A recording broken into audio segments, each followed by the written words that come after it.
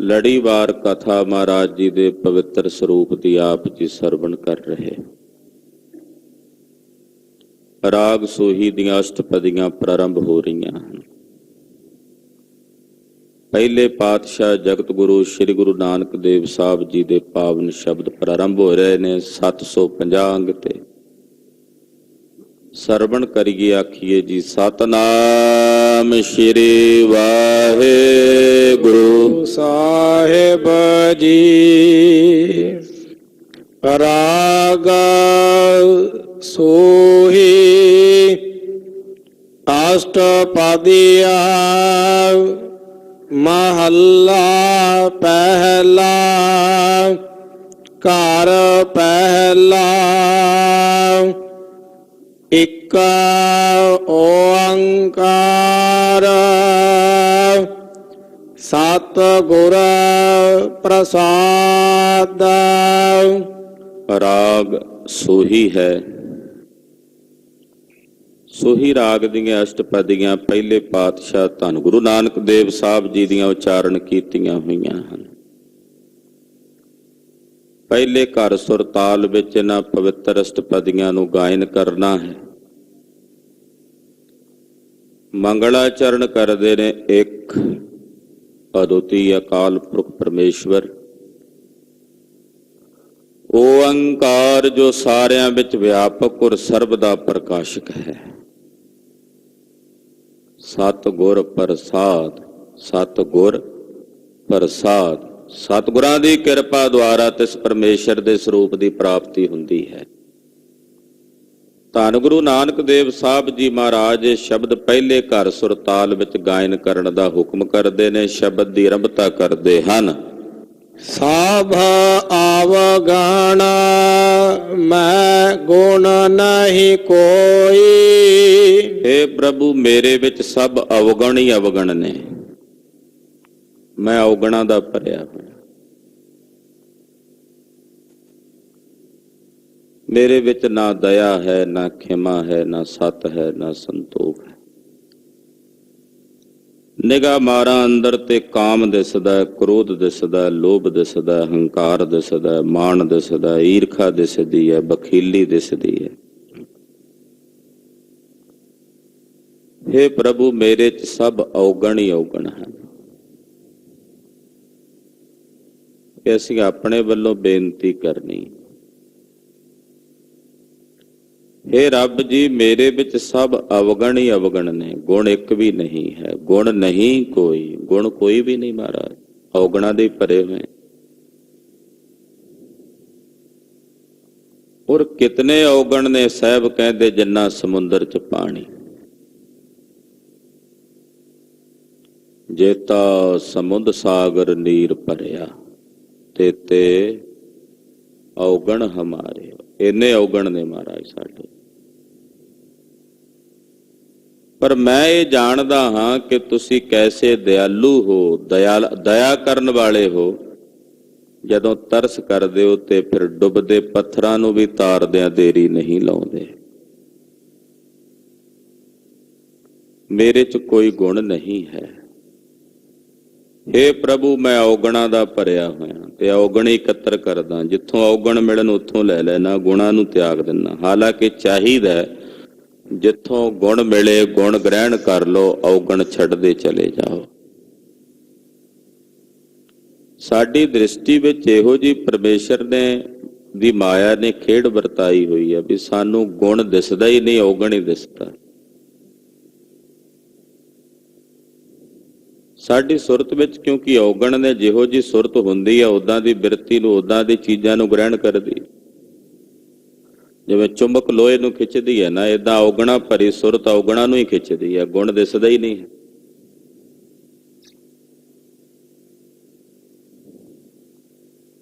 ਭਾਈ ਸਾਹਿਬ ਭਾਈ ਸੁਥਰੇ ਸ਼ਾਹ ਜੀ ਨੇ ਵੇਖਿਆ ਕੀਰਤਨ ਹੋ ਰਿਹਾ, ਨਾ ਕੀਰਤਨੀਆਂ ਦਾ ਮਨ ਟਿਕਿਆ ਤੇ ਨਾ ਸੁਣਨ ਵਾਲਿਆਂ ਦਾ ਟਿਕਿਆ। ਬੋਲੇ, ਫਿੱਟੇ ਮੂੰਹ ਕੀਰਤਨ ਕਰਨ ਵਾਲਿਆਂ ਦੇ, ਦੁਰ ਫਿੱਟੇ ਮੂੰਹ ਸੁਣਨ ਵਾਲਿਆਂ ਦੇ।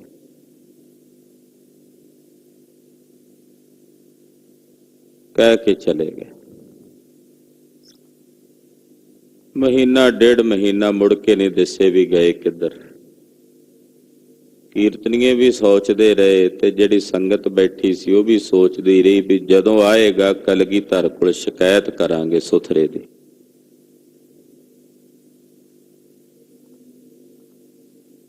अखीर नूं डेढ़ क महीने बाद डांग दे उत्ते जुत्ती टंगी हुई मोढे दे उत्ते इदां सुथरे शाह टुरिया होवे मस्त मौला। इहो जिहा महान महापुरुष है भाई सुथरे शाह कि अत उच्च दर्जे की खेड विच तुरिया पद विच झूलदा है।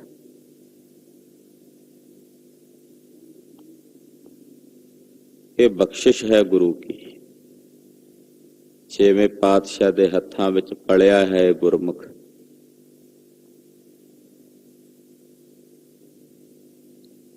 तुरिया आवे रागियां ने भी वेख लिया, संगत ने भी वेख लिया। कहा क्यों सी? क्योंकि करन वाले कीर्तनीए भी बेध्याने जे सन ते सुनन वाले भी आपो अपनी गल्लां च लगे हुए तां कह के गए सी। वापस परते सिखां वेख्या कलगीधर जी कोल शिकायत की। महाराज आ वेखो सुथरा संगत नूं की कहिंदा सी, रागियां नूं की कहिंदा। पातशाह कहंदे हां भी सुथरिया की आखिया? कहंदा महाराज भी मैं कल रात दी रोटी खाधी सवेरे चेते नहीं रहिंदी। डेढ़ महीना मैं पहला इन्हां नूं की कह गया, की चेते है भी मैनू तां याद नहीं भी मैं की आखिया। यही दस देण। कहण लगे जी ये कह के गया कि फिटे मूँह कीर्तन करन वालियां दे, दुर फिटे मूँह सुनन वालियां दे। भी इदा माड़ा शब्द थोड़ा कहना चाहिए संगत नूं। सुथरे शाह कहंदा भी मैनू चेते नहीं, माफ करियो भी ये गल मैं कदों कही है। चलो ये दसो भी जदों तुसी कीर्तन कर रहे सी मैं ये गल कही सी, मैनू है नहीं चेते। तुसी दस दिओ तुसी शब्द केड़ा पढ़ रहे सी उदों कीर्तन विच? वो चुपचाप भी शब्द कित्थे याद सी। आख्या सुनन वाले ही दस दिओ, तुहानू ही चेते होवे भी केड़ा शब्द सुनदे सी। कहते जी डेढ़ महीने का समा लंघ गया, हले वो शब्द चेते पिया सानू। कहते फिर जड़ियां मैं गालां कढ़ियां वो चेते ने, गुरु की बाणी नहीं चेते, शब्द नहीं चेते तुहानू। ਇਹਦਾ मतलब तुसी जो तुहाडे लई मैं वो शब्द वरते सी वो सही सन, गलत नहीं सी। बड़े शर्मिंदा होए। भाई सुथरे शाह दी इस साखी तो प्रतख है कि साडी सुरत हमेशा औगणा नूं पकड़दी है, गुणा नूं नहीं। जिथे औगण होवेगा सानू झट दिस पैंदा, गुण भावें हजारां होण नहीं दिसणगे, औगण एक होवे दिस पैंदा। औगण एक होवे वो भी तां भी दिस जांदा। मैं हजार गल्लां इत्थे गुरबाणी दे संबंध च कह जावां, एक ऐसी कह दियां जिहड़ी गुरबाणी दे अनुकूल ना होवे, तुहानू वो चेते रहेगी, बाकी दीयां हजार गल्लां भुल जाणगीਆਂ। पूरे एक घंटे की कथा भुल जाएगी, एक अद्धे मिनट च कही हुई कोई इहो जी बात जिहड़ी योग ना होवे वो चेते रहेगी। क्योंकि साडी सुरत औगणा नूं पकड़दी है। गुरसिख गुणा नूं ग्रहण करदे ने, औगणा नूं नहीं। वो गुणा का होवै वासुला कड वास लईजै, जे गुण होवन साज ना मिल साझ करीजै, साझ करीजै गुण है केरी छोड़ अवगण चलीए। इदां गुणा नूं इकत्तर करदे ने। सब अवगण मैं गुण नहीं कोई, हे प्रभु मेरे च सब अवगण ही अवगण ने, गुण नहीं ਹਨ।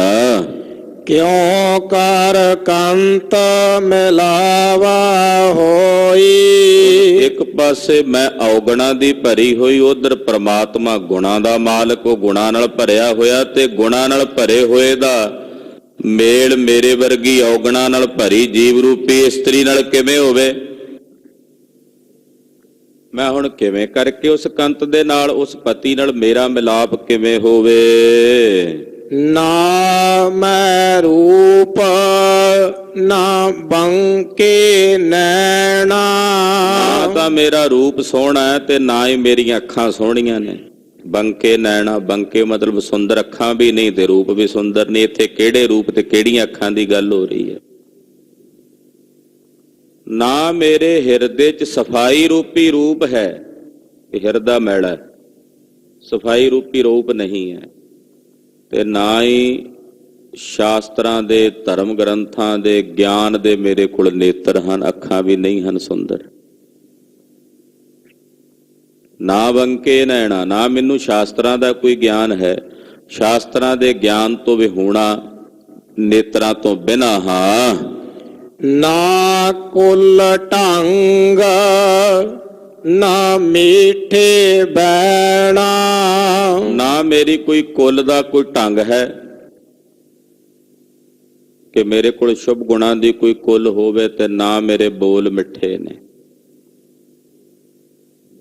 ਨਾ ਮੀਠੇ ਬੈਣਾ, ਨਾ ਮੇਰੇ ਕੋਲ ਮਿੱਠੇ ਬੋਲ ਹਨ, ਕੁੜੱਤਣ ਨਾਲ ਭਰਿਆ ਹੋਇਆ ਹਾਂ। ਰਹਾਉ ਸਹਿਜ ਸਿਗਾਰ ਕਾਮਣ ਕਰ ਆਵੇ। ਕਹਿੰਦੇ ਜੇ ਇਹ ਕਾਮਣ ਜਗਿਆਸੂ ਜੀਵ ਰੂਪੀ ਇਸਤਰੀ ਗਿਆਨ ਦਾ ਸ਼ਿੰਗਾਰ ਕਰਕੇ ਆਵੇ। ਸਹਿਜ ਦਾ ਇੱਥੇ ਅਰਥ ਹੈ ਗਿਆਨ ਦਾ ਸ਼ਿੰਗਾਰ ਕਰਕੇ ਆਵੇ। ਜੇ ਕਾਮਣ, ਕਾਮਣ ਦਾ ਇੱਥੇ ਇੱਕ ਅਰਥ ਕਰਾਂਗੇ ਜਗਿਆਸੂ ਜੀਵ ਰੂਪੀ ਇਸਤਰੀ। ਜੇ ਗਿਆਨ ਦਾ ਸ਼ਿੰਗਾਰ ਕਰਕੇ ਆਵੇ ਤਾ ਸੁਹਾਗਣ ਜਾਂ ਕੰਤ ਪਾਵੇ। ਕਹਿੰਦੇ ਤਾਂ ਸੁਹਾਗਣ ਗਿਣੀ ਜਾਏਗੀ ਜੇ ਉਸ ਕੰਤ ਪਤੀ ਪ੍ਰਮਾਤਮਾ ਨੂੰ ਭਾਵੇ, ਉਹਨੂੰ ਚੰਗੀ ਲੱਗੇ। ਇਹ ਸਪਸ਼ਟ ਹੈ। ਜਗਤ ਗੁਰੂ ਗੁਰੂ ਨਾਨਕ ਸਾਹਿਬ ਇਹ ਬਚਨ ਗੁਰਬਾਣੀ 'ਚ ਬਹੁਤ ਵੇਰੀ ਕਰਦੇ ਨੇ, ਜੇ ਉਹਨੂੰ ਭਾਵੇ ਤਾਂ ਗੱਲ ਬਣਨੀ ਹੈ। ਇਹ ਤਾਂ ਸੁਹਾਗਣ ਜਾਣੀ ਜਾਏਗੀ ਜੇ ਉਸ ਨਿਰੰਕਾਰ ਪ੍ਰਭੂ ਨੂੰ, ਅਕਾਲ ਪੁਰਖ ਨੂੰ ਭਾ ਜਾਵੇ। ਨਾ ਤਿਸ ਰੂਪ ਨਾ ਰੇਖਿਆ ਕਾਈ। ਕਹਿੰਦੇ ਜਿਹੜਾ ਉਹ ਰੱਬ ਹੈ ਨਾ, ਉਹਦਾ ਨਾ ਤਾਂ ਕੋਈ ਰੂਪ ਹੈ ਤੇ ਨਾ ਹੀ ਕੋਈ ਉਹਦੀ ਕੋਈ ਰੇਖਾ ਹੈ, ਚਿੰਨ ਵਰਣ ਹੈ। ਵੀ ਕੋਈ ਰੇਖਾ ਵੇਖ ਕੇ ਕਹੀਏ ਵੀ ਇਹ ਉਹਦੀ ਉਮਰ ਦੀ ਰੇਖਾ ਹੈ ਜਾਂ ਇਹ ਉਹਦੀ ਭਾਗ ਦੀ ਰੇਖਾ ਹੈ, ਇਹ ਉਹਦੇ ਐਸ਼ਵਰਜ ਦੀ ਰੇਖਾ। ਸਾਡੇ ਹੱਥਾਂ ਵਿੱਚ ਰੇਖਾਵਾਂ ਕਹੀਆਂ ਜਾਂਦੀਆਂ ਨੇ। ਜੋਤਿਸ਼ ਵਾਲੇ ਕਹਿੰਦੇ ਜੀ ਇਹ ਰੇਖਾ ਤੁਹਾਡੇ ਭਾਗ ਦੀ ਰੇਖਾ ਹੈ, ਇਹ ਤੁਹਾਡੇ ਉਮਰ ਦੀ ਰੇਖਾ ਹੈ ਜੀ, ਆਹ ਤੁਹਾਡੇ ਐਸ਼ਵਰਜ ਦੀ ਵਡਿਆਈ ਦੀ ਰੇਖਾ ਹੈ, ਆਹ ਤੁਹਾਡੇ ਵਿਦੇਸ਼ ਜਾਣ ਦੀ ਰੇਖਾ ਹੈ। ਉਹਨਾਂ ਨੇ ਸਾਰੀਆਂ ਫਿਕਸ ਕੀਤੀਆਂ ਹੋਈਆਂ ਨੇ ਵੀ ਆਹ ਨੇ।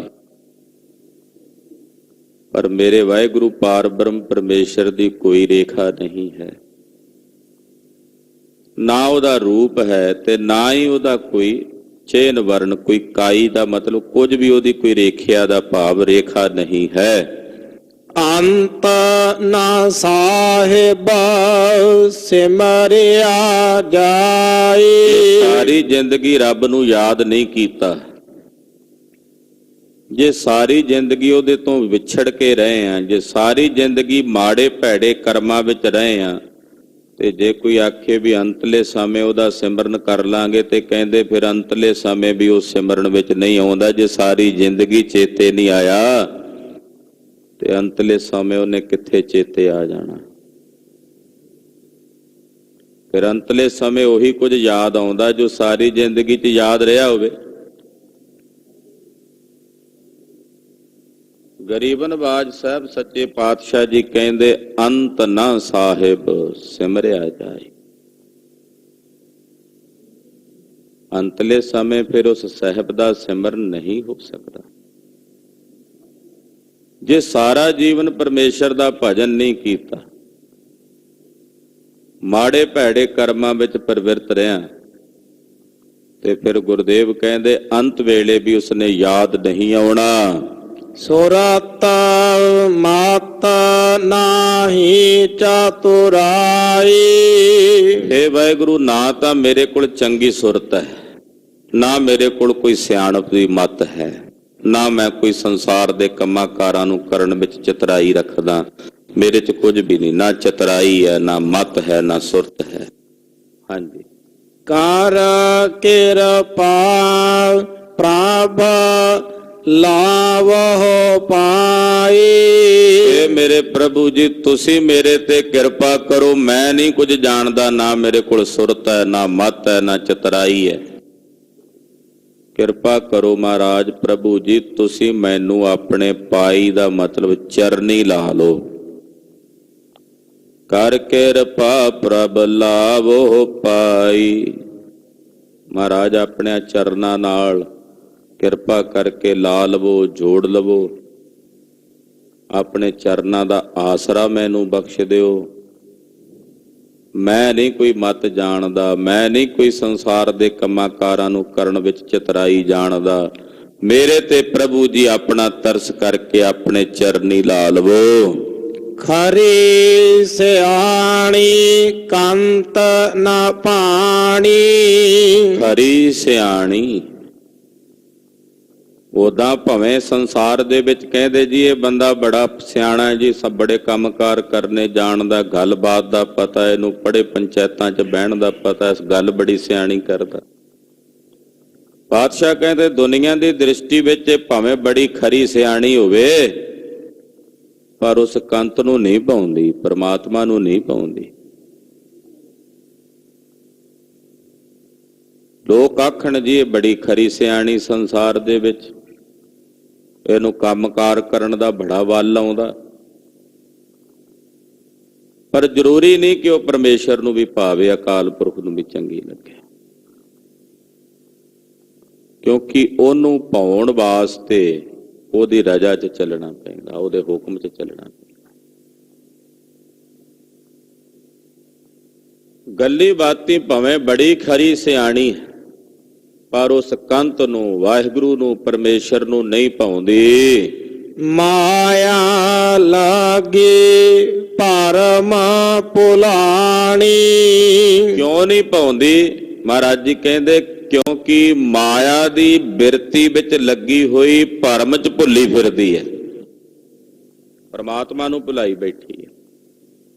ਮਾਇਆ ਦੇ ਚੱਕਰ ਵਿੱਚ ਉਲਝੀ ਹੋਈ, ਮਾਇਆ ਦੇ ਉਲਝੇਵਿਆਂ ਵਿੱਚ ਉਲਝੀ ਹੋਈ, ਇਹਨੂੰ ਰੱਬ ਭੁੱਲਿਆ ਹੋਇਆ, ਪਰਮੇਸ਼ਰ ਭੁੱਲਿਆ ਹੋਇਆ। ਉਦਾਂ ਦੁਨੀਆ ਦੀ ਤੌਰ ਤੇ ਬੜੀ ਭਾਵੇਂ ਸਿਆਣੀ ਹੋਵੇ, ਪਰ ਰੱਬ ਨੂੰ ਨਹੀਂ ਪਾਉਂਦੀ,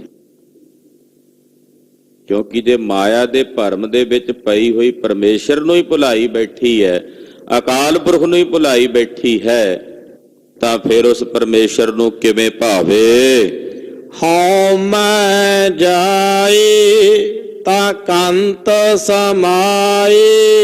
ਪਾਤਸ਼ਾਹ ਕਹਿੰਦੇ ਜੇ ਦੇ ਹਿਰਦੇ ਚੋਂ ਹਉਮੈ ਚਲੀ ਜਾਏ, ਹੰਕਾਰ ਚਲਾ ਜਾਏ, ਤਾਂ ਇਹ ਉਸ ਕੰਤਪਤੀ ਪਰਮਾਤਮਾ ਵਿੱਚ ਸਮਾ ਸਕਦੀ ਆ, ਭੇਦ ਹੋ ਸਕਦੀ ਆ, ਹੋਰ ਕੋਈ ਤਰੀਕਾ ਨਹੀਂ। ਹਉਮੈ ਜਾਈ ਤਾਂ ਕੰਤ ਸਮਾਈ। ਹਉਮੈ ਜਾਏ ਤਾਂ ਉਸ ਕੰਤ ਵਿੱਚ ਸਮਾਵੇ। ਉਹ ਹਉਮੈ ਹੀ ਇੱਕ ਪੜਦਾ ਜਿਹੜੀ ਪਰਮੇਸ਼ਰ ਵਿੱਚ ਭੇਦ ਨਹੀਂ ਹੋਣ ਦਿੰਦਾ, ਜਿਹੜਾ ਹਉਮੈ ਦਾ ਪੜਦਾ ਇਹੀ ਰੋਕ ਕੇ ਰੱਖਦਾ। ਇਹ ਵਜਰ ਕਪਾਟ ਹੈ, ਜਦੋਂ ਇਹ ਖੁੱਲਣਾ ਤਾਂ ਪ੍ਰਵੇਸ਼ ਹੋਣਾ। ਪਾਤਸ਼ਾਹ ਕਹਿੰਦੇ ਹਉਮੈ ਜਾਏਗਾ, ਹਉਮੈ ਜਾਏਗੀ ਤਾਂ ਉਸ ਕੰਤ ਵਾਹਿਗੁਰੂ ਪਰਮੇਸ਼ਰ 'ਚ ਸਮਾਈ ਹੋਵੇਗੀ। ਤਉ ਕਾਮਣ ਪਿਆਰੇ ਨਵ ਨਿਧ ਪਾਈ। ਤਉ ਫਿਰ ਇਸ ਕਾਮਣ ਨੂੰ, ਇਸ ਜਗਿਆਸੂ ਜੀਵ ਰੂਪੀ ਇਸਤਰੀ ਨੂੰ ਵਾਹਿਗੁਰੂ ਪਾਰ ਬ੍ਰਹਮ ਪਰਮੇਸ਼ਰ ਕੋਲੋਂ 9 ਨਿਧੀਆਂ ਦੀ ਦਾਤ ਪ੍ਰਾਪਤ ਹੋਵੇਗੀ। ਨਵ ਨਿਧ ਪਾਈ, ਤਾਂ ਇਹਨੂੰ 9 ਨਿਧੀਆਂ ਦੀ ਦਾਤ ਪ੍ਰਾਪਤ ਹੋਵੇਗੀ। ਕਹਿੰਦੇ ਜਦੋਂ ਇਹ ਕਾਮਣ ਪਿਆਰੇ ਪਰਮੇਸ਼ਰ ਵਿੱਚ ਭੇਦ ਹੋ ਗਈ, ਤਾਂ ਫਿਰ ਉਸ ਸਾਹਿਬ ਕੋਲੋਂ 9 ਨਿਧੀਆਂ ਦਾ ਖਜ਼ਾਨਾ ਪ੍ਰਾਪਤ ਹੋਵੇਗਾ। ਅਨੇਕ ਜਨਮ ਵਿਚਰਤਾ ਦੁਖ ਪਾਇਆ। ਅਨੇਕਾਂ ਜਨਮਾਂ ਦੇ ਵਿੱਚ ਹੇ ਵਾਹਿਗੁਰੂ ਤੇਰੇ ਤੋਂ ਵਿਛੜ ਕੇ ਮੈਂ ਕੇਵਲ ਦੁੱਖ ਹੀ ਦੁੱਖ ਪਾਇਆ। ਵਿਛੋੜਾ ਤਾਂ ਹੈ ਹੀ ਦੁਖਦਾਈ, ਉਹਦੇ ਵਿੱਚੋਂ ਕਦੇ ਕਿਸੇ ਨੂੰ ਸੁੱਖ ਥੋੜੀ ਮਿਲਿਆ। ਵਿਛੋੜਾ ਪਰਮੇਸ਼ਰ ਤੋਂ ਵਿਛੜ ਕੇ, ਅਕਾਲ ਪੁਰਖ ਤੋਂ ਜਨਮਾਂ ਜਨਮਾਂ ਤੋਂ ਵਿਛੜ ਕੇ ਮਹਾਰਾਜ ਜੀ ਪਾਤਸ਼ਾਹ ਜੀ ਸਾਨੂੰ ਦੱਸ ਰਹੇ ਨੇ, ਆ ਜੀਵ ਸਮਝ ਇਸ ਗੱਲ ਨੂੰ, ਆਪਣੇ ਹਿਰਦੇ ਵਿੱਚ ਇਸ ਬਾਤ ਨੂੰ ਜਾਣ, ਅਨੁਭਵ ਕਰ ਕਿ ਤੂੰ ਉਸ ਵਾਹਿਗੁਰੂ ਤੋਂ ਜਨਮਾਂ ਜਨਮਾਂ ਤੋਂ ਵਿਛੜ ਕੇ ਦੁੱਖ ਹੀ ਦੁੱਖ ਪਾ ਰਿਹਾ।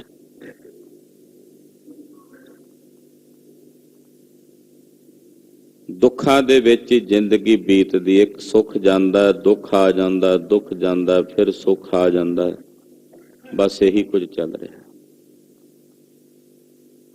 ਸਦਾ ਇੱਕ ਰਸ ਤਾਂ ਬਿਰਤੀ ਨਹੀਂ ਨਾ ਰਹਿੰਦੀ, ਕੁਝ ਮਿਲੇ ਤਾਂ ਖੁਸ਼ੀ, ਕੁਝ ਚਲਾ ਜਾਏ ਤਾਂ ਗਮ ਦੁੱਖ। ਹੇ ਪ੍ਰਭੂ ਜੀ, ਅਸੀਂ ਤੁਹਾਡੇ ਤੋਂ ਕਈ ਜਨਮਾਂ ਦੇ ਵਿਛੜੇ ਹੋਏ ਹਾਂ ਔਰ ਕਈ ਜਨਮਾਂ ਦੇ ਵਿਛੜੇ ਹੋਏ ਦੁੱਖ ਪਾ ਰਹੇ ਹਾਂ। ਕਰ ਗਹ ਲਿਓ ਪ੍ਰੀਤਮ ਪ੍ਰਭ ਰਾਇਆ। ਹੇ ਪ੍ਰਭੂ ਜੀ, ਸਾਡਾ ਹੱਥ ਪਕੜ ਲਓ, ਗ੍ਰਹਿਣ ਕਰ ਲਓ। ਕਰ ਗਹਿ ਲੇਹੁ, ਮਹਾਰਾਜ ਸਾਡਾ ਹੱਥ ਫੜ ਲਓ। ਕਰ ਦਾ ਇੱਥੇ ਅਰਥ ਹੈ ਹੱਥ। ਮਹਾਰਾਜ ਜੀ ਸਾਡਾ ਹੱਥ ਪਕੜ ਲਓ, ਪ੍ਰੀਤਮ ਪ੍ਰਭ ਰਾਇਆ। ਇਹ ਮੇਰੇ ਪਿਆਰੇ ਪ੍ਰਭੂ ਪ੍ਰੀਤਮ ਜੀ, ਤੁਸੀਂ ਸਾਡੇ ਰਾਜੇ ਹੋ। ਰਾਇਆ, ਰਾਇਆ ਦਾ ਮਤਲਬ ਹੁੰਦਾ ਰਾਜਾ। ਰਾਜਸਥਾਨ ਦੇ ਇਲਾਕੇ ਵਿੱਚ ਰਾਇਆ ਜੀ ਬੋਲਦੇ, ਰਾਇਆ ਰਾਜਾ। ਹੇ ਰਾਜੇ ਪ੍ਰਭੂ ਅਕਾਲ ਪੁਰਖ ਵਾਹਿਗੁਰੂ ਜੀ, ਤੁਸੀਂ ਸਾਡੇ ਰਾਜੇ ਹੋ, ਅਸੀਂ ਤੁਹਾਡੀ ਪ੍ਰਜਾ ਹਾਂ। ਦੁਨੀਆ ਦੇ ਰਾਜੇ ਸ਼ੀਹ ਨੇ, ਉਹਨਾਂ ਦੇ ਜਿਹੜੇ ਮੁਕੱਦਮ ਨੇ ਉਹ ਕੁੱਤੇ ਨੇ, ਪਰ ਮਹਾਰਾਜ ਤੁਸੀਂ ਉਹ ਰਾਜੇ ਹੋ ਜਿਹੜੀ ਆਪਣੇ ਪ੍ਰਜਾ ਦੇ, ਆਪਣੇ ਪਿਆਰਿਆਂ ਦੇ ਦੁੱਖਾਂ ਨੂੰ ਵੇਖ ਕੇ ਬਰਦਾਸ਼ਤ ਨਹੀਂ ਕਰਦੇ। ਦੁਨੀਆ ਦੇ ਰਾਜੇ ਪ੍ਰਜਾ ਦਾ ਦੁੱਖ ਵੇਖ ਕਰਕੇ ਤਮਾਸ਼ਾ ਵੇਖਦੇ ਐ, ਉਹਨਾਂ ਦੀ ਦ੍ਰਿਸ਼ਟੀ 'ਚ ਭੇਦਵਾਦੀ ਦ੍ਰਿਸ਼ਟੀ ਹੈ। ਮਹਾਰਾਜ ਤੁਸੀਂ ਐਸੇ ਰਾਜੇ ਹੋ ਕਿ ਤੁਸੀਂ ਆਪਣੇ ਸੇਵਕਾਂ ਨੂੰ ਸਦਾ ਹੀ ਸੁੱਖ ਦੇਣ ਵਾਲੇ, ਸਭ ਨੂੰ ਦਾਤਾਂ ਦੇਣ ਵਾਲੇ, ਬਦਲੇ 'ਚ ਤੁਹਾਨੂੰ ਵੋਟਾਂ ਨਹੀਂ ਚਾਹੀਦੀਆਂ,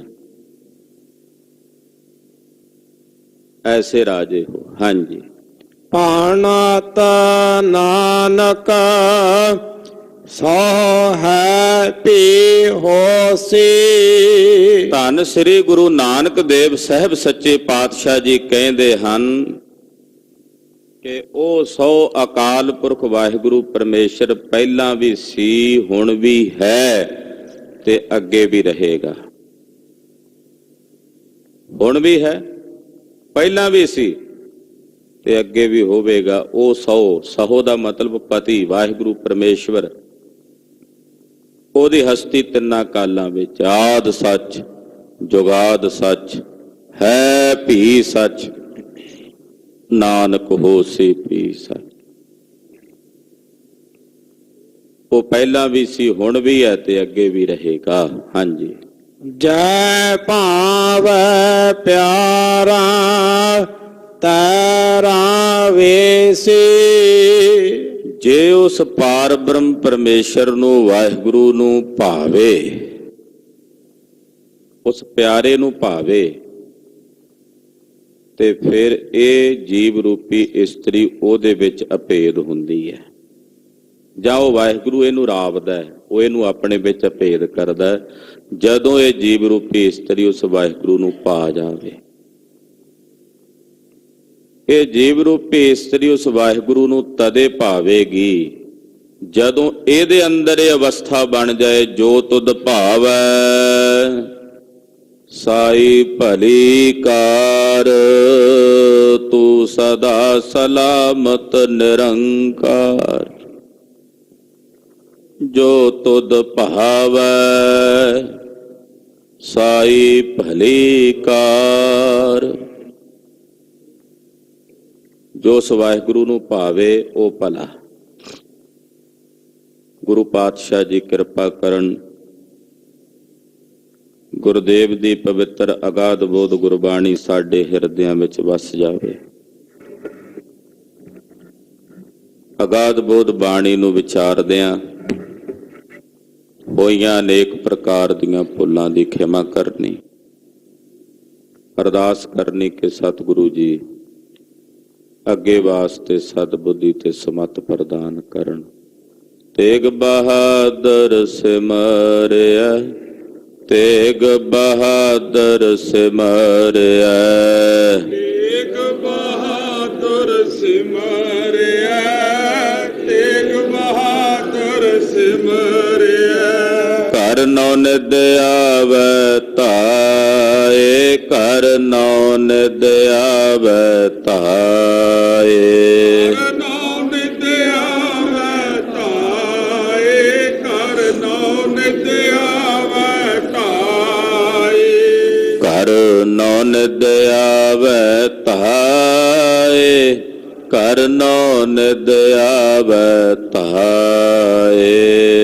ਨੌ ਨਿਦ ਆਵੈ ਧਾਏ, ਘਰ ਨੌ ਨਿਦ ਆਵੈ ਧਾਏ। ਸਭ ਥਾਈ ਹੋਏ ਸਹਾਏ, ਸਭ ਥਾਈ ਹੋਏ ਸਹਾਏ। ਥਾਈ ਹੋਏ ਸਹਾਏ, ਸਭ ਥਾਈ ਹੋਏ ਸਹਾਏ। ਸਭ ਥਾਈ ਹੋਏ ਸਹਾਏ, ਸਭ ਥਾਈ ਹੋਏ ਸਹਾਏ। ਥਾਈ ਹੋਏ ਸਹਾਏ, ਸਭ ਥਾਈ ਹੋਏ ਸਹਾਏ। ਵਾਹਿਗੁਰੂ ਜੀ ਕਾ ਖਾਲਸਾ, ਵਾਹਿਗੁਰੂ ਜੀ ਕੀ ਫਤਿਹ।